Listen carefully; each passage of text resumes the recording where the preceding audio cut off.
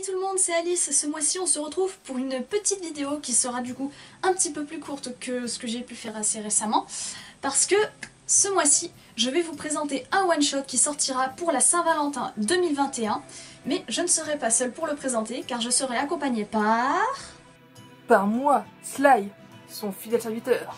Et oui, il s'agit bien de la personne avec qui j'ai écrit Les Fantômes de Gotham. Là encore, on avait écrit quelque chose, genre c'était dans la veine d'octobre à peu près, si vous voulez. Et il se trouve qu'on avait fini assez rapidement, enfin, façon de parler, hein.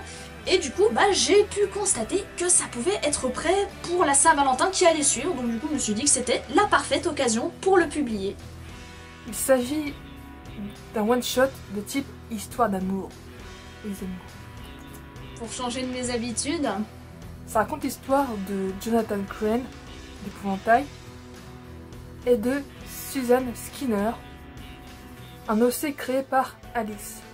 Alors oui, encore du DC Comics, encore l'épouvantail, je sais, mais d'une part c'est Léo qui a proposé alors qu'on était en plein dans notre vague DC Comics, et puis on venait de finir d'écrire Les Fantômes de Gotham. Et d'autre part, ce n'est pas du tout le même épouvantail que dans la fanfic citée juste à l'instant. Léo s'est inspiré des comics, certes, pour ce one-shot, mais on a fait notre propre version de ce personnage. On a un petit peu fait ça aussi dans Les Fantômes avec l'épouvantail. On a repris celui de Nolan et on a adapté à notre sauce. On ne va pas rentrer dans les détails, on va juste essayer de pitcher l'histoire sans trop faire de... Enfin, sans trop spoiler le truc. En fait, c'est l'histoire de petit Jonathan. Petit Jonathan, petit collégien, qui se fait harceler à l'école. C'est pas top du tout ça. Et un jour, une nouvelle élève apparaît. Ta gueule, c'est magique. Nommé Susan Skinner. Skinner. Très belle imitation, on ne juge pas. C'est un OC pour l'occasion, voilà. Elle arrive, elle vient aider, et les deux deviennent amis. Puis petit à petit ils développent des sentiments l'un vers l'autre. Et donc Suzanne doit partir au bout d'un certain temps, car elle vit dans une famille qui gère un cirque. Ouais. Cherchez pas, c'est pas moi qui ai créé le personnage. Alice, c'est à toi.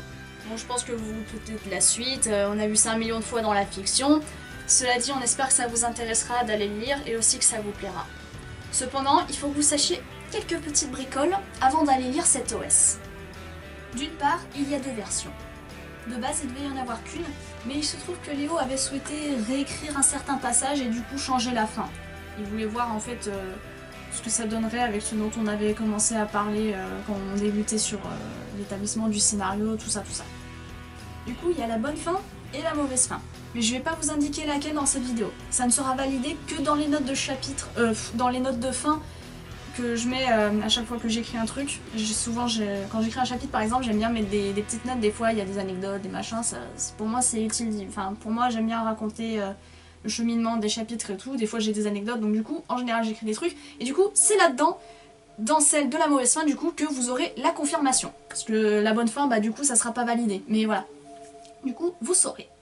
Bon, en vrai, c'est surtout le cheminement vers la fin qui change, hein, et du coup, par conséquent, la fin, elle aussi, parce que sinon, bon, voilà, quoi, la bonne fin, c'est la version, c'est ce qui est canon, voilà. Et d'autre part, ce one-shot n'est pas vraiment tout public. Ouais, Peggy 18, les gens.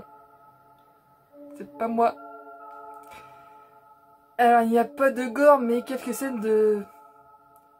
Bip. Voilà. Vous avez compris, cela dit, on vous rassure, c'est extrêmement soft. On a essayé de les faire très soft, hein, je vous le jure. Mais on préfère prévenir, car ça ne sera pas indiqué, ni camouflé ou quoi que ce soit. Hein. Donc voilà, attendez-vous à avoir du... Voilà.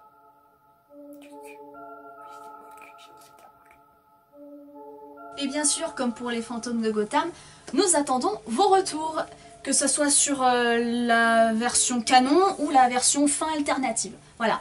Et bien sûr, si vous avez envie de faire des illustrations en rapport avec ce one-shot, franchement, allez-y, faites-vous plaisir. Pensez juste à nous créditer et n'hésitez pas à nous les montrer, ça nous intéresse.